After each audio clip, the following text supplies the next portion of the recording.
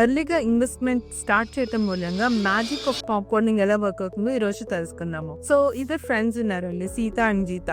సీత తన 20th year లోనే investments అనేది స్టార్ట్ చేసేది. తను 15,000 per month ఇన్వెస్ట్ చేస్తూ నెక్స్ట్ 10 years కి ఇన్వెస్ట్ చేశారు. అండ్ ఈ టోటల్ అమౌంట్ వచ్చి 18 lakhs ఇన్వెస్ట్ చేస్తే తను 60th year కి వచ్చేసరికి అది ఒక 10 crore కార్పస్ అయితే క్రియేట్ అయింది at the rate of 12% return. అదే గీత తన 30th year లో ఇన్వెస్ట్మెంట్ స్టార్ట్ చేసి నెక్స్ట్ 60th year వరకు తను కంటిన్యూ చేశారు. అదే 15,000 rupees ఎస్ఐపి. సో తను టోటల్ గా 54 lakhs ఇన్వెస్ట్ చేస్తే తనకి ఒక 4.62 lakhs కార్పస్ అయితే తను క్రియేట్ చేసుకోగలిగారు. సో డిఫరెన్స్ చూస్తే almost more than 5 crores difference ఉన్నాయి. ఇక్కడ మీరు డిఫరెన్స్ చూసినట్టయితే సీత జస్ట్ 10 years ఇన్వెస్ట్ చేసి ఒక 10 crore కార్పస్ అయితే క్రియేట్ చేసుకుంది, జస్ట్ 10 years ఎర్లీగా స్టార్ట్ చేసి. అండ్ గీత 10 years లేట్ గా స్టార్ట్ చేసి 30 years ఇన్వెస్ట్ చేసిన ఓన్లీ ఒక 5 crore కార్పస్ క్రియేట్ చేసుకోగలిగింది. సో ఎర్లీ ఇన్వెస్ట్మెంట్ అన్నది చాలా ఇంపార్టెంట్. సో మీకు ఇలాంటి మ్యూచువల్ ఫండ్ ఇన్వెస్ట్మెంట్ స్ట్రాటజీస్ తెలుసుకోవాలంటే కనుక మా యూట్యూబ్ ఛానల్ ని